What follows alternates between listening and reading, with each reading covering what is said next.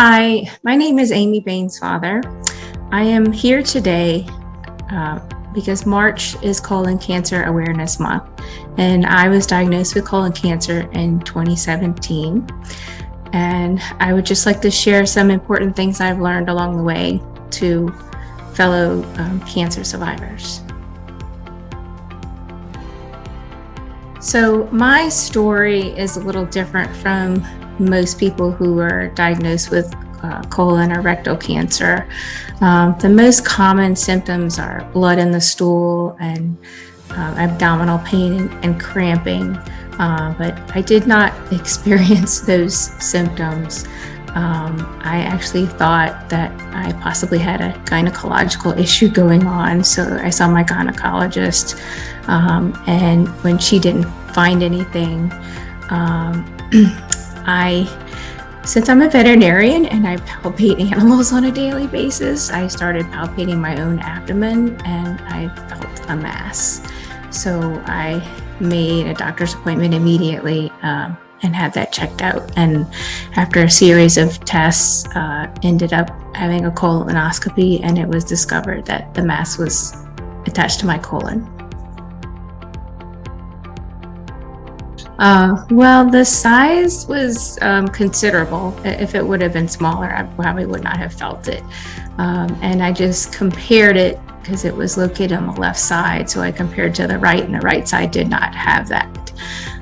So I knew something was abnormal.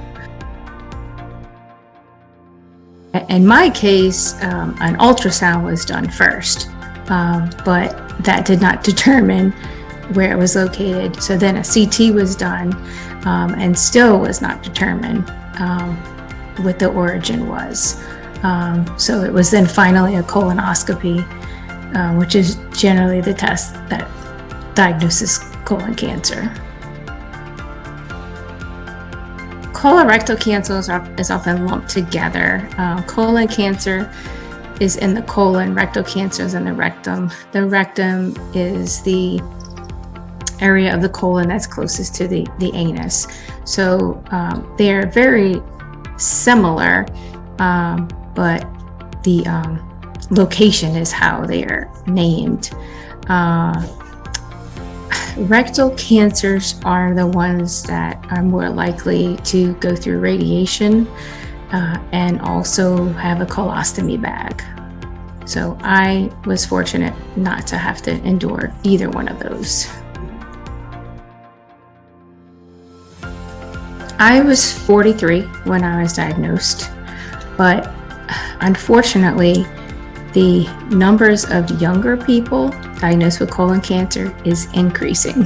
It's so important to have your symptoms checked out if anything is wrong.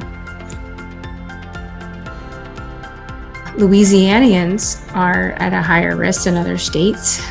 We are number 4 in states for colon cancer deaths.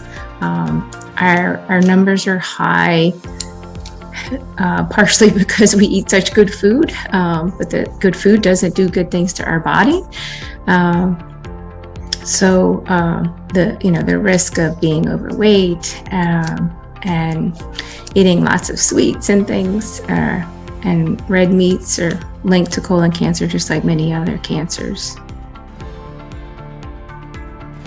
I've read that like 1 in 25 women will be diagnosed with colon cancer in their life, which that kind of puts a different perspective on it. That's a really high number.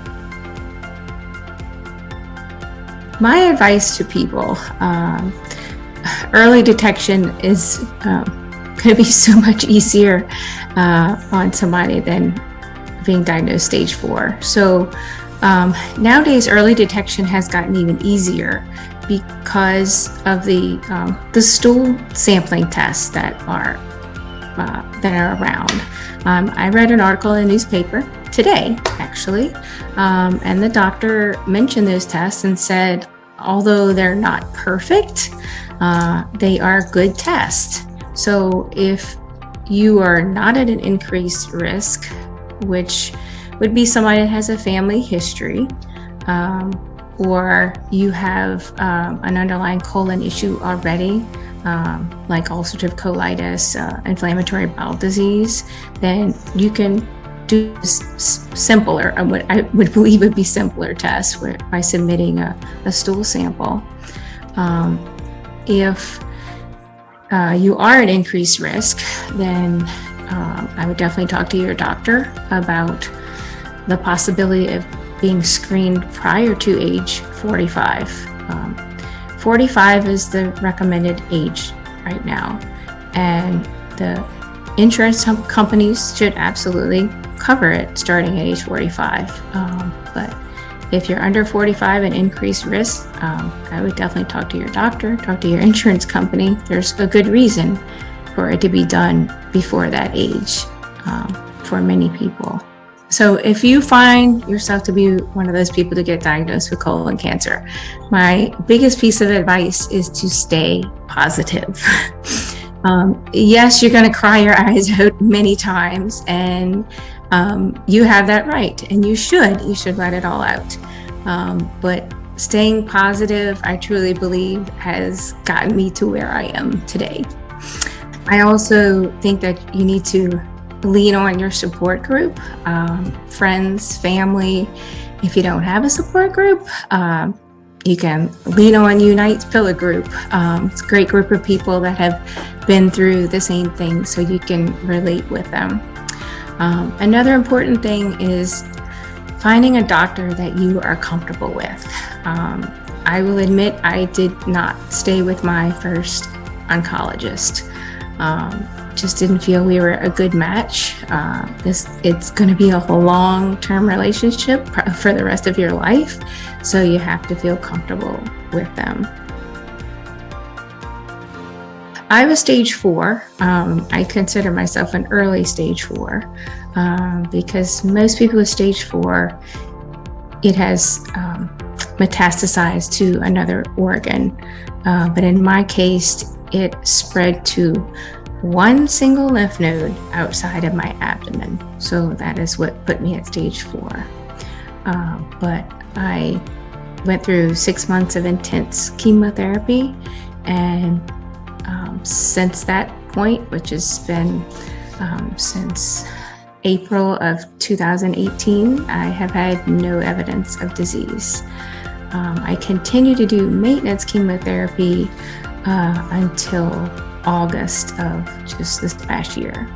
And I am now doing no treatment at all. I am feeling great, and I am counting down the months to my 5-year cancer anniversary in a few months. I am one of 1.5 million colon cancer survivors existing in the United States today, and I am so happy and proud to be representing all of you as we rock the runway this October 1st.